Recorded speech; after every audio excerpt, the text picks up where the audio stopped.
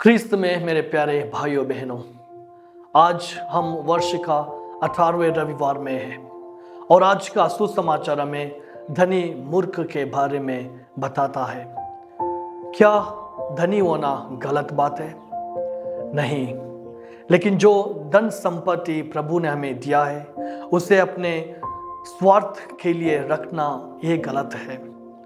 प्रभु हमसे इस दृष्टांत के माध्यम से कहते हैं, लालच में सावधान रहो, किसी का जीवन उसकी संपत्ति की प्रचुरता में नहीं होता। आइए हम इस दृष्टांत को थोड़ी गहराई में मनन चिंतन करें। उस धनी व्यक्ति ने कोई अपराध नहीं किया था, उसने चोरी नहीं की, किसी का नुकसान नहीं किया। वो मेहनत से कमाने वाला इंसान था, लेकिन उनकी बड़ी भूल यह थी कि वह सिर्फ अपने बारे में सोच रहा था। उसने कभी यह नहीं सोचा कि उनकी दौलत का क्या उद्देश्य है या उसका जीवन किसके लिए है। आज की दुनिया भी कुछ ऐसी ही हो गई है। हमसे हर जगह कहा जाता है, और भी लो, और खरीदो और जमा करो। बड़ी गाड़ी, नया फोन, अच्छा घर सब चाहिए और हम सोचते हैं कि जब हमारे पास यह सब होगा तब हम खुश रहेंगे।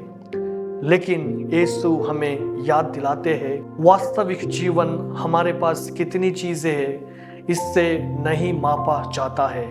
क्या मेरे जीवन में दूसरों के प्रति सेवा, दया और प्रेम की भावना है? हमारे अंतिम क्षणों में जब हम ईश्वर के सामने खड़े होंगे तब ईश्वर हमसे ये नहीं पूछेंगे कि तुम्हारे पास कितने संपत्ति है, बल्कि वे यह पूछेंगे, क्या तुमने दूसरों से प्रेम किया? क्या तुमने क्षमा किया? क्या तुम उदार और दयालु थे? क्या तुमने मुझ में विश्वास रखा? धनी व्यक्ति ने अपने अनाज के लिए योजना बनाई थी, लेकिन अपने आत्मा के लिए नहीं।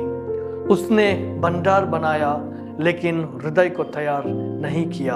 हमें चीजें छोड़ने की जरूरत नहीं है, लेकिन हमें अपना दृष्टिकोण बदलने की जरूरत है। हमें सीखना है जो हमारे पास है उसे दूसरों से बांटना, ईश्वर को धन्यवाद देना, जरूरतमंदों की मदद करना और प्रार्थना के द्वारा